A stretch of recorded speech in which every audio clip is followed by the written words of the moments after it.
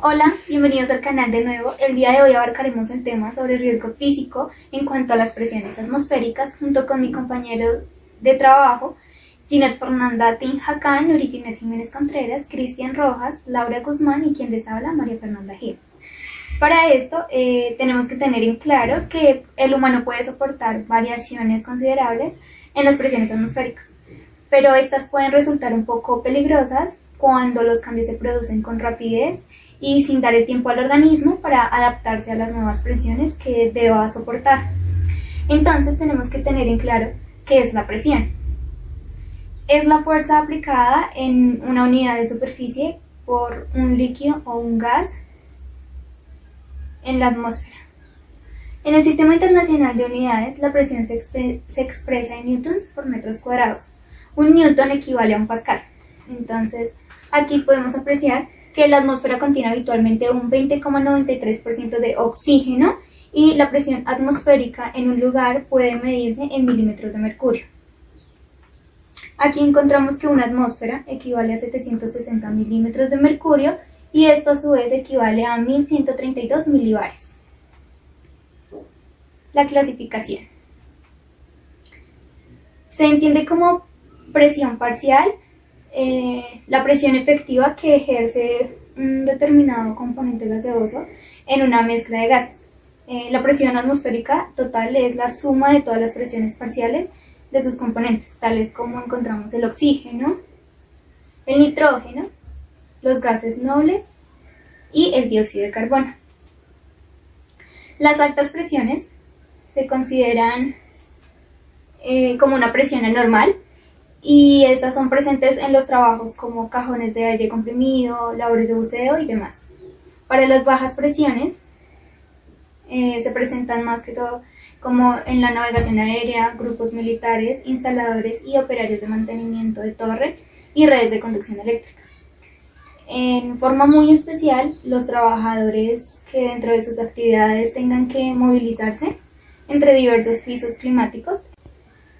En la zona intertropical existen diversos pisos climáticos, que son 4 zonas cuya condición climática se clasifica así.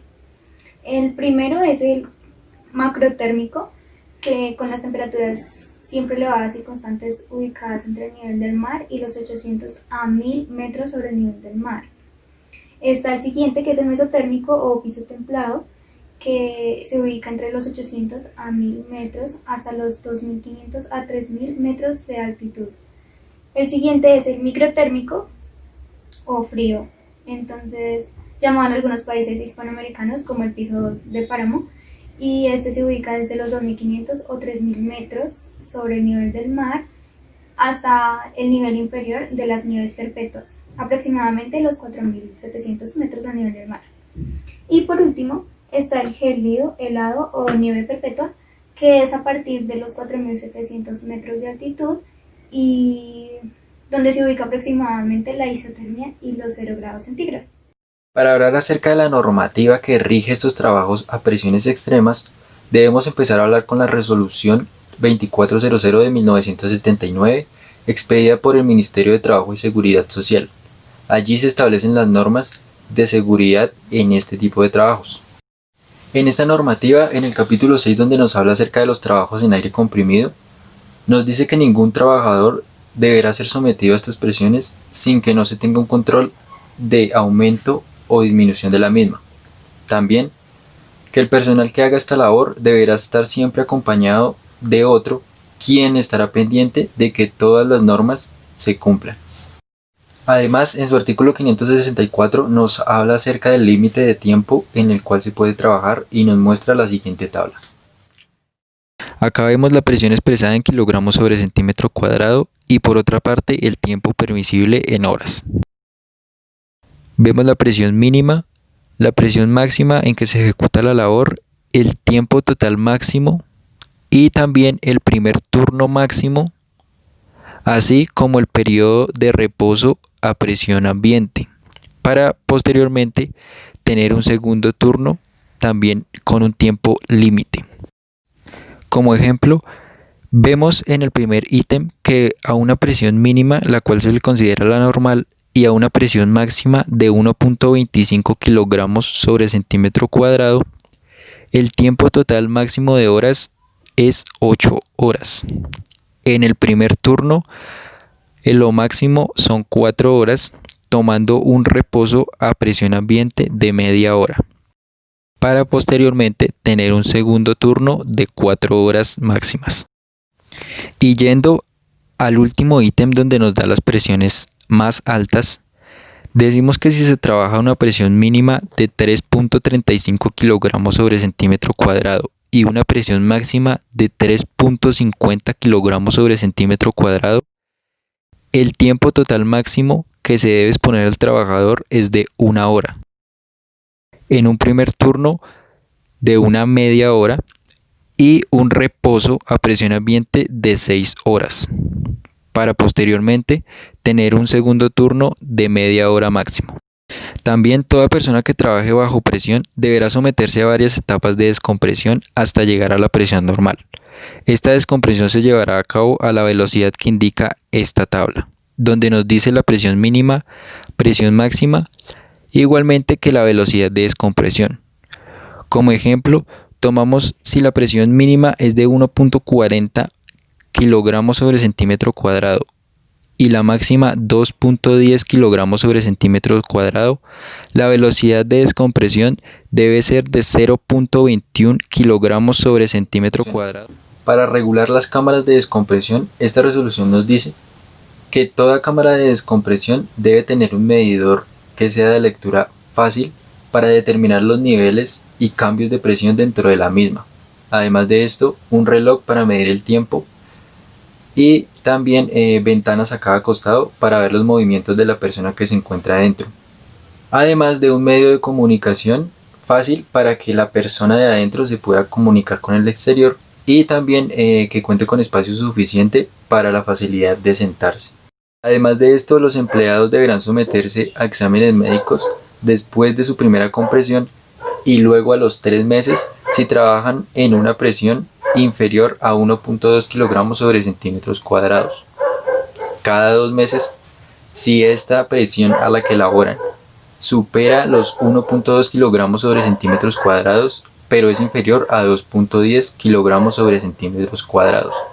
Y todos los meses hacerse un examen si se trabaja a una presión mayor a 2.10 kilogramos sobre centímetros cuadrados. También hablaremos acerca del decreto 2090 del 2003 por el Ministerio de Protección Social, donde nos dice en su artículo 2 los trabajos de alto riesgo. En el numeral 1 nos habla acerca de los trabajos en minerías, socavones o túneles. Y en el numeral 5 nos habla acerca de la aeronáutica civil y el tema de aviación. Hola, mi nombre es Nuri Jiménez, como ustedes ya saben, y el día de hoy vengo a explicarles cuáles son las fuentes generadoras de las presiones atmosféricas extremas. Bien, antes de comenzar, voy a explicarles que nuestra atmósfera tiene un 20.93% de oxígeno en ella. Ahora, nuestro cuerpo está adaptado para aguantar unos 160 milímetros de mercurio sobre el nivel del mar. Bastante, ¿no? Pero, ¿qué pasaría si nuestro cuerpo se encontrara expuesto a esta presión?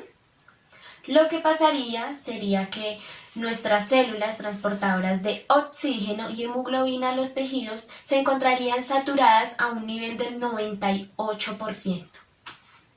Así que si nos encontráramos expuestos a una presión mayor a esta, lo que pasaría sería que nuestra oxígeno hemoglobina sería muy baja y tendríamos una gran dificultad para respirar, causando una asfixia y disminuyendo nuestra habilidad respiratoria.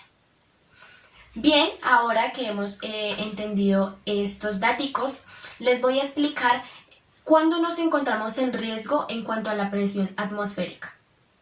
Bueno, primero, entre más alto nos encontremos, más disminuye la presión. Y entre más bajo nos encontremos, más aumenta la presión. No es entre más nos agachemos, no señores, es entre más bajo del nivel del mar nos encontremos.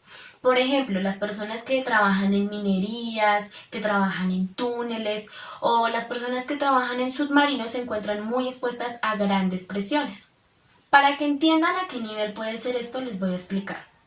Si se encuentran a 10 metros bajo el nivel del mar, lo que pasa es que se encuentran expuestos a 2 atmósferas. Si están a 20 metros, están expuestos a 3 atmósferas.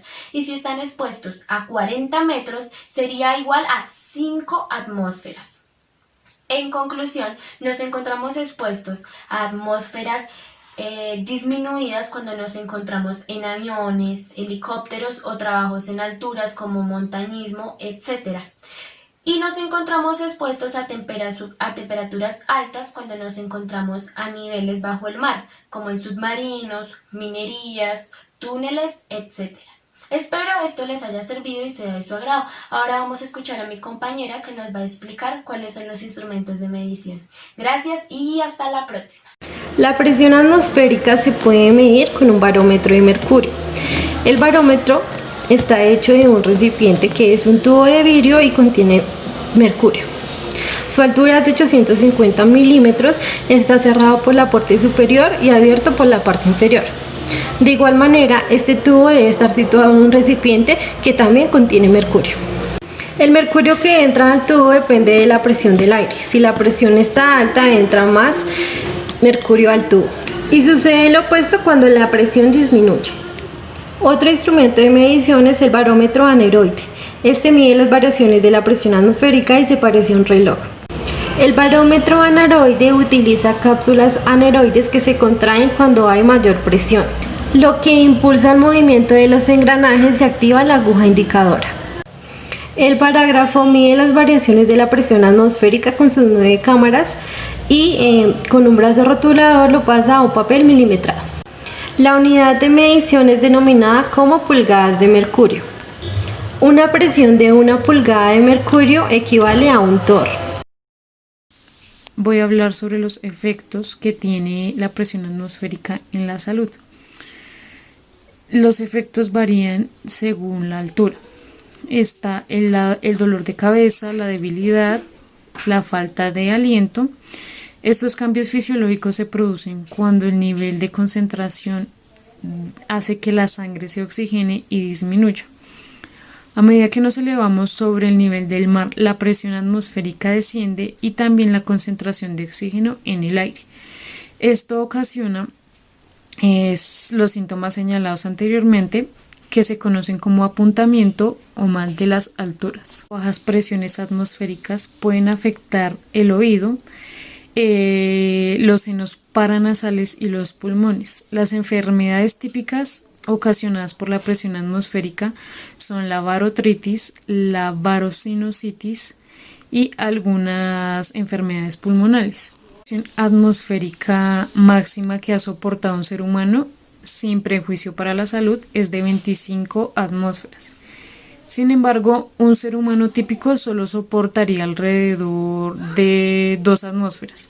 Inclusive una persona al sumergirse en media atmósfera, más de lo habitual, podría ocasionar molestias en su salud. La atmosférica afecta el cuerpo humano en diferentes facetas.